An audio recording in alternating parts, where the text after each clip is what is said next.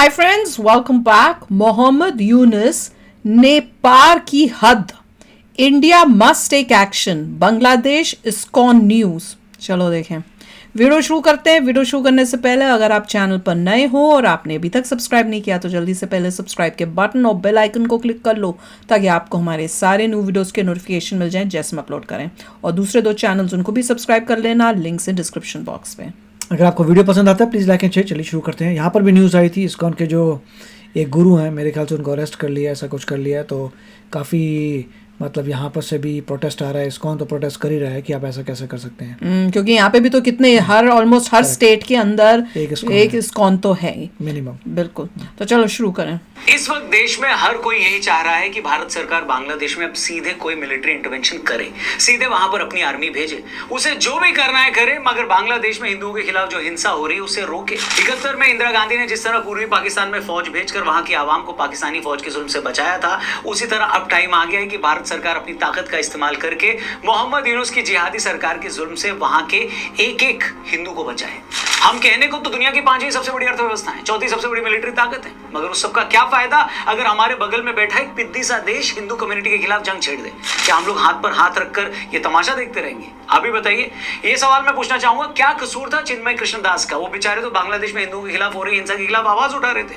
वो बेचारे तो इस चीज को लेकर मुद्दा बना रहे थे कि बांग्लादेश में हिंदुओं के खिलाफ हो रही हिंसा रुकनी चाहिए, मगर उन्हें अपनी आवाज उठाने के लिए गिरफ्तार कर लिया गया। उन पर इल्जाम लगाया गया कि 25 अक्टूबर की उनकी रैली में बांग्लादेश के झंडे के ऊपर किसी ने सनातन का झंडा लगा दिया था। इस बात पर सीधे उनके खिलाफ देशद्रोह का मुकदमा दायर कर दिया गया। कोर्ट ने इस मामले में उन्हें जमानत भी नहीं दी। कोर्ट और पुलिस के इस रवैये के खिलाफ जब हिंदुओं ने आवाज उठाई तो पुलिस ने उन पर ही लाठियां चलाई, आंसू गैस के गोले छोड़े, और तो और हिंदू प्रदर्शनकारियों को मारने के लिए वहां जमाते इस्लामी के लोग भी आ गए। वो भी पुलिस के साथ मिलकर इस भीड़ पर पत्थर मारने लगे।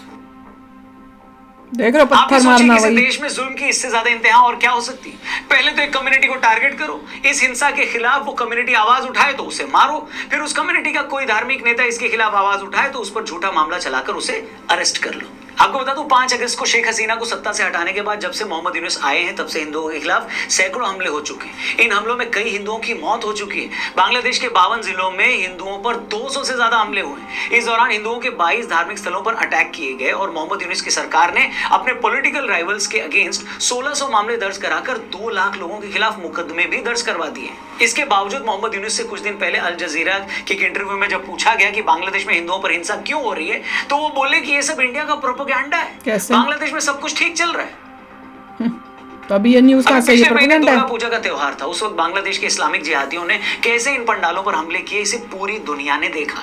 ढाका के बगल के इलाके में हिंदू हर साल की तरह खुले मैदान में दुर्गा पूजा का पंडाल लगाने वाले थे, लेकिन इन जिहादियों ने पुलिस को धमकी दे दी कि हम इन लोगों को खुले में पंडाल लगाने नहीं देंगे, और इन लोगों ने अगर ऐसा किया तो फिर उसकी जिम्मेदारी पुलिस की होगी। इन धमकियों के बाद मजबूर होकर हिंदुओं को एक छोटी सी जगह पर यह कार्यक्रम करना पड़ा। फिर चिटगांव में एक इस्लामिक संगठन से जुड़े 6 लोग मंदिर के अंदर घुसे और वहां पर मजहबी गाने गाने लगे। मंदिर में जाकर लोगों को कहने लगे कि तुम कन्वर्ट हो जाओ। आप ही सोचिए, हिंदुस्तान में कोई धार्मिक यात्रा अगर किसी दूसरे मजहब के धार्मिक स्थल के आगे से भी गुजर जाए तो बवाल हो जाता है। और वहां पर लोग एक मंदिर में घुसकर मजहबी नारे लगाते हैं और वहां आए श्रद्धालुओं को धमकी देते हैं कि तुम अपना मजहब बदल लो, और किसी को कोई फर्क ही नहीं पड़ रहा। सोशल मीडिया पर बाद में जब इन लोगों का वीडियो वायरल हुआ तब जाकर पुलिस को एक्शन लेने का नाटक करना पड़ा वहां पर। फिर दुर्गा पूजा के टाइम में ढाका के एक एरिया में किसी ने हिंदू देवी के मंदिर में पूजा के टाइम पर बम ही फेंक दिया। ऐसे एक और मंदिर में किसी ने चाकू लेकर 5 श्रद्धालुओं को जख्मी कर दिया। ये तो मैं उन हमलों की बात कर रहा हूं दोस्तों जो दुर्गा पूजा के टाइम हुए थे। वैसे तो हिंदू मंदिरों पर हमले वहां रोज ही हो रहे हैं। जिस टाइम पर हम ये वीडियो बना रहे हैं उसी वक्त ये खबर आई है कि चिटगांव के काली मंदिर पर जमाते इस्लामी के कार्यकर्ताओं ने अटैक कर दिया है। उससे पहले एक हमला चिटगांव के लोकनाथ धाम के एक मंदिर पर भी किया गया।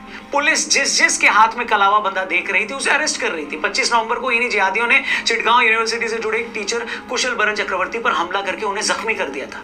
गोस्वामी दुर्गापुर एरिया में भी जिहादियों ने एक काली मंदिर में तोड़फोड़ कर दी थी। ऋतु चक्रवर्ती नाम की एक लड़की को जमाते इस्लामी के आतंकियों ने लव जिहाद के जाल में फंसाकर कन्वर्ट भी कर दिया। ऐसे एक नहीं, न जाने कितने मामले हैं। अगर एक एक घटना का जिक्र यहां करूंगा ना तो इस वीडियो को शायद पूरा होने में एक दिन भी कम पड़ जाए। और अगर आपको लग रहा है कि हमले छोटी मोटी जगहों पर हुए हैं तो शायद आपको यह नहीं पता कि अक्टूबर महीने में बांग्लादेश में क्या हुआ था। आपको जानकर हैरानी होगी 2021 में मार्च के महीने में प्रधानमंत्री मोदी सतखीरा इलाके के काली शक्तिपीठ में पूजा की थी उन्होंने, और मूर्ति पर चढ़ाने के लिए मुकुट भी गिफ्ट किया था। शर्म की बात है कि पिछले महीने इस मुकुट को ही कोई मंदिर से चोरी करके ले गया। मतलब इससे ज्यादा शर्म की और क्या बात हो सकती है कि आपके पड़ोसी देश का प्रधानमंत्री एक मंदिर में आता है, एक मुकुट भेंट करता है, और बांग्लादेश की सरकार उसे तक प्रोटेक्ट नहीं कर पाती। अब आप सोचिए, जब भारत के प्रधानमंत्री का भेंट किया मुकुट बांग्लादेश के मंदिर में सेव नहीं है, तो बांग्लादेश के बाकी मंदिरों का क्या ही हाल होगा। अब बांग्लादेश में हिंदुओं की सिचुएशन पर मेरा गवर्नमेंट और ऑपोजिशन दोनों से कुछ सवाल है। पहले तो मैं विपक्ष से पूछना चाहूंगा कि भाई आप लोग हर दूसरे दिन गाजा में जो हो रहा है उसे लेकर इजराइल को कंडेम करते हो। भारत में अल्पसंख्यकों के खिलाफ एक आध मामला भी आ जाए तो आपको लगता है कि पूरे के पूरे हिंदूज के लिए कोई जवाब नहीं बोलता। खतरे में अब जब बांग्लादेश में 4 महीने से मोहम्मद यूनुस की सरकार ने हिंदुओं के खिलाफ कत्लेआम मचा रखा है तो तुमसे कुछ बोला नहीं जा रहा। तुम्हारे तुम लोगों को बात बात पर हिंदुस्तान का संविधान खतरे में नजर आता है। तुमने एक बार भी वर्ल्ड फोरम पर यह मुद्दा उठाया क्या कि मोहम्मद यूनुस किस हैसियत से आज बांग्लादेश की टॉप पोजीशन पर बैठे हुए हैं? बांग्लादेश के संविधान के हिसाब से तो वहां पर कोई इंटरिम पीएम बन ही नहीं सकता, और बन भी गया तो कितने टाइम के लिए? मोहम्मद यूनुस खुद कहते हैं कि वो 4 साल तक इस पोस्ट पर रह सकते हैं। मतलब जिस आदमी को ना जनता ने चुना, जिसने ना कोई इलेक्शन, जिसके पास ना कोई रेफरेंडम है, वो किस हैसियत से बांग्लादेश की टॉप पोजीशन पर बैठकर हिंदुओं के खिलाफ जुल्म ढा रहा है? बताओ। मैं पूछना चाहूंगा कि जब तुम पूरी दुनिया के फटे में टांग अड़ा सकते हो, कुछ कांग्रेसी नेता तो विदेशों में जाकर भारत की इज्जत का जुलूस भी निकाल देते हैं, उन नेताओं में क्या इतनी भी गैरत नहीं है कि वो बांग्लादेशी हिंदुओं के लिए एक शब्द भी बोल पाए? मतलब आप इन लोगों का फट्टूपना देखो। अमेरिका में बैठा डोनाल्ड ट्रंप इतनी हिम्मत दिखा सकता है कि वो बांग्लादेश की सरकार को धमकी दे दे कि तुम हिंदुओं के खिलाफ जुल्म बंद करो, मगर भारत में बैठी विपक्षी पार्टियों में से किसी में इतना गूदा नहीं है कि वो बांग्लादेश क्यों नहीं करते, वो भी सुन लीजिए। दरअसल बहुत सारी विपक्षी पार्टियों को लगता है कि अगर बांग्लादेश में हिंदुओं पर जो जुल्म हो रहा है उसके खिलाफ इन्होंने अगर आवाज उठाई या उन लोगों को टारगेट किया जो हिंदुओं पर जुल्म कर रहे हैं, तो इससे भारत में बैठा इनका वोट बैंक नाराज हो जाएगा। इन्हें उस वोट बैंक का इतना खौफ है, तभी तो 1 साल होने को आ गया राम मंदिर बनने के बाद आज तक वहां कभी दर्शन करने नहीं गए।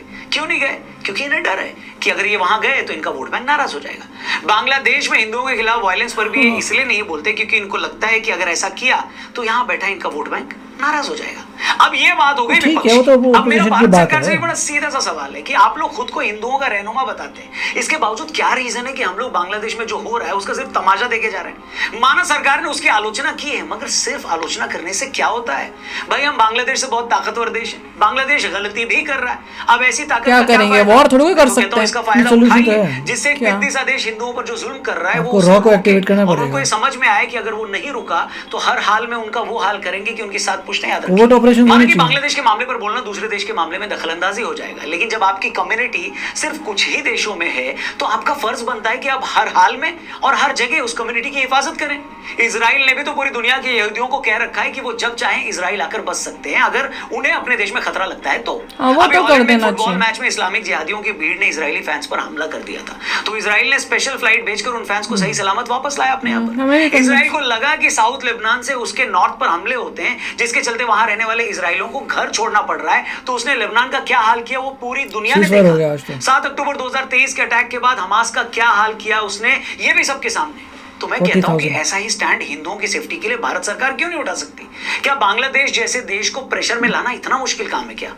कब तक डिप्लोमेसी के प्रेशर में हम अपनी आंखों के सामने बांग्लादेशी और पाकिस्तानी हिंदुओं पर जुल्म होते देखते रहेंगे? बताइए, अफगानिस्तान में हिंदू खत्म हो चुके हैं, पाकिस्तान में खत्म जैसे ही हैं। बांग्लादेश में एक वक्त वहां की आबादी के 25-30% ये हुआ करते थे और आज यही बांग्लादेशी हिंदू घटकर 8% भी रह गए हैं। लाखों करोड़ों बांग्लादेशी हिंदुओं को मारकर, भगाकर, कन्वर्ट करके उनकी जमीनों पर कब्जे कर लिए गए।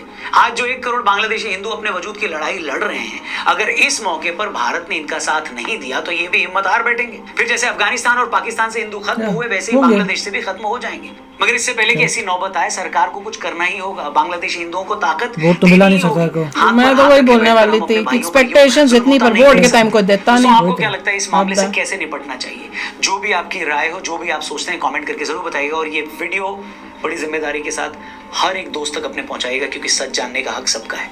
देखो, हम लोग ये बैठ सोच के बोलते हैं कि हिंदूज के साथ ही हो रहा है। अभी जैसे इनका आइडिया था कि भैया आर्मी भेज दो, आर्मी भेजना कोई आसान बात थोड़ी कोई है, आर्मी नहीं हो सकती। तभी तो मैंने बोला वो कि मैंने कहा हाँ रॉ वाला आइडिया ज्यादा अच्छा है, रॉ जाएगा, चुपचाप जाएंगे, कोवर्ट ऑपरेशंस होंगे, जो वहाँ पे ईविल सोच के इंसान है उनको ऊपर भेजा जाएगा, ये सब करना पड़ेगा। That is a good solution. ये नहीं कि तुम मिलिट्री भेज सकते हो, नहीं, तुम मिलिट्री नहीं भेज सकते हो। वो कंट्री, उन्होंने अपने आप को इस्लामिस्ट कंट्री बोला हुआ है।